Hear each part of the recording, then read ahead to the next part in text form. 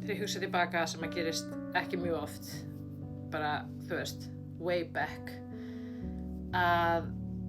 þá bara vá hvað ég gerði oft margt heimskulegt í gegnum árin og sérstaklega á mínum drykkjuárum og ég þarf ekki að segja ykkur það að þeir sem eru virkir alkoholistar þeir gera marga heimskulega hluti. En það allra vitlausasta sem ég gerði, það var að afneita Guði og tilvist hans og Jesú Kristi. Og ég átti ekki einu sinni barnatrú. Og þegar að ég byrjaði í fermingarfræðslu 12 ára gömul, þá rauk ég á dyr, held ég fyrsta eða öðrum tíma og ætlaði sko ekki að sóa mínum tími að hlusta á þetta bull og bara mínir innri djöflar bara þoldi ekki að heyra eitthvað boðskap Guð og Jesú. Og ég fermdist borgaralega. Og þá var það alveg svona tiltölulega nýtt fyrirbæri borgaraleg ferming. Og svo fór ég bara ótrúlega brotin út í lífið, byrjaði unga að drekka, bara hataði sjálfa mig, hafnaði sjálfri mér, bara var í alveg föst einhverju niðurrifi, aldrei ána með mig, barði mig áfram með svipinni og ég var bara rosalega veik, bara bæði af alkoholisma en líka af átröskun og svona mataþráhyggju og svo kvíða og ofsakvíða og svo þegar ég fór að komast inn á fullorðinsárin, jafnvel eftir að ég hætti að drekka, þá var ég ennþá veik. Ég var veik af kvíða og svefnleysi og streitu og vanlíðan og mataþráhyggju og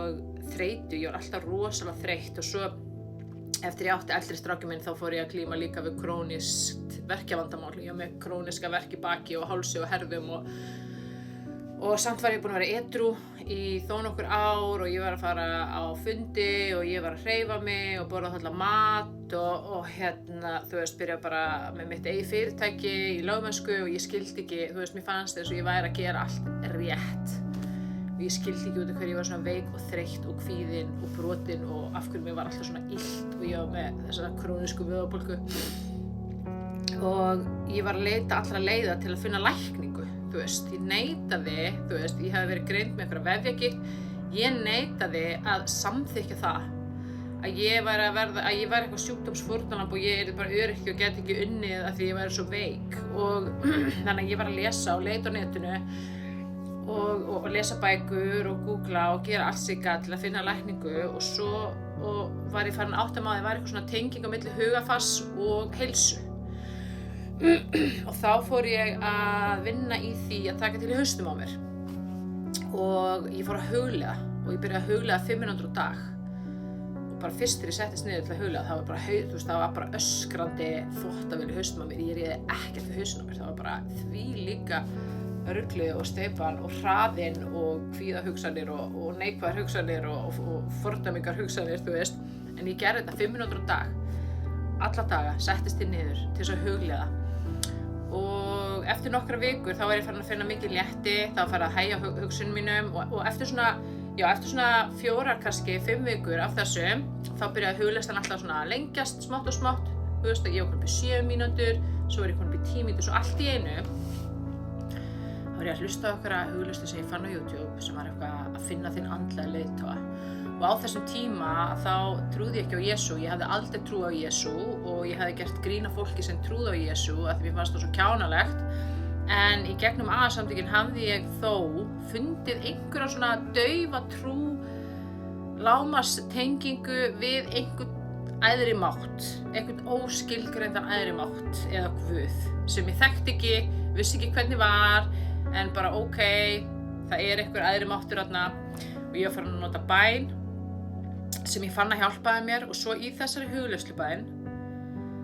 að þá bara mætir Jesús Kristi mér og ég sá hann, þú veist, bara í sýn og það var svo áhrifaríkt og það var svo raunverulegt og það er raunverulega heldur en nokkuð annað sem ég geti séð með opin augu, skilur. Og hann tók í höndina á mér og ég fann bara svona yfirþyrmandi kærleika og frið og lækningu og ég bara grét, það var svo mikið lotning og hann var svo fallegur og stórkostlegur og undursamlegur. Ég hafði aldrei séð neitt eða fundið neitt svona fallegt og stórkostlegt og gott áður og byrjaði ég bara að trúa á hann. Af því ég sá hann og ég talaði við hann og hann talaði til mín og svo gerist þetta aftur einhverjum 3 dögum seinna. Þá setti hann höndina sína á hjarta mitt og ég fann svo rosalega mikla lækningu og ég grét og grét og grét. Ég hef aldrei upplifað þetta var stórkostlegasta upplifun lífs míns. Það var þetta annað skipti sem ég heiti Jesú og það var þá sem ég endurfæddist og fór að trúa því að hann væri Guð og fór að fylgja honum. Og eftir þetta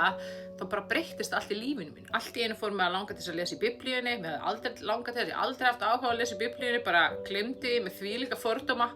gagnvart þessu riti og ég fór að lesa reglulega í Biblíunni og ég fór að eiga samfélag við Jesú heilagan anda í gegnum hugleiðslu og bæn. Og stórkostlegustu stundir lífs míns þegar ég kúpla mútur svona efnislegu veröld og inn í hinn ósýnilega heim með Jesú, með heilugum anda og upplifi friðinn og kærleikann og kraftinn og viskuna og leiðsögnina og bara vináttuna og bara þetta nána samband og samfélag við Guð sem að Guð vill gefa okkur og sem að við öll getum fengið ef við leitum til hans. Og fyrst eftir að ég fann hann þá var ég svo eigingjörn að ég vildi bara eiga hann ein og vildi ekki að neinn annar myndi eignast þetta. En svo þegar ég búin að ganga með hann núna í þó nokkur ár og lesa í orðinu sem að umbreyta manni og þetta er svona þroska, þetta er andleg þroska ganga með Jesú þar sem við erum alltaf að umbreytast og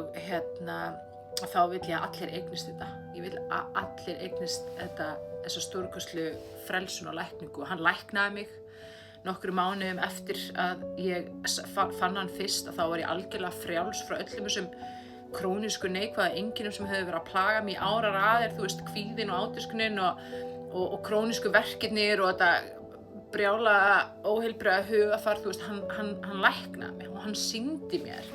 af hverju ég hafi verið svona veik og hann gaf mér sýn og hann gaf mér tilgang og síðan þá hef ég verið að eltast við þessa sýn og þroskast með honum og það er svo einfalt að fá Jesú inn í líf sitt. Það er svo einfalt að byrja að leita hans og byggja upp þetta nána samfélag við hann. Einu sem þú þarft bara að byrja að tala við hann. Bæn er bara samtal við Guð og bjóða honum inn í hjarta að segja Jesús, mér langar að kynnast þér og þú veist, ég kann ekki alveg á þetta og ég veit ekki hvað ég gera. Það skiptir ekki máli hvað þú segir eða hvernig það segir. Það eina sem þarf er bara einlægt hjarta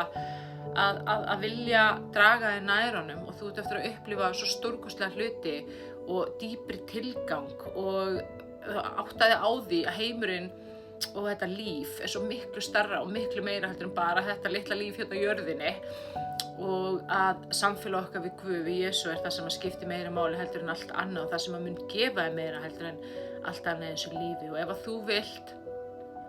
færa þig nær honum núna þá máttu bara fara með þessa litlu bæn eftir mér. Góði Guð, kæri Jesús, ég vil þekkja þig, ég vil kynnast þér betur. Ég hleypi þér inn í hjarta mitt núna, Jesús. Takk fyrir að gefa mér andan þinn. Takk fyrir að þú fyrirgafst alla mína syndir. Ég vel að fylgja þér og ég vel að lifa í þínu ljósi og í þínum kærleika og í þínum friði alla eilíf. Amen.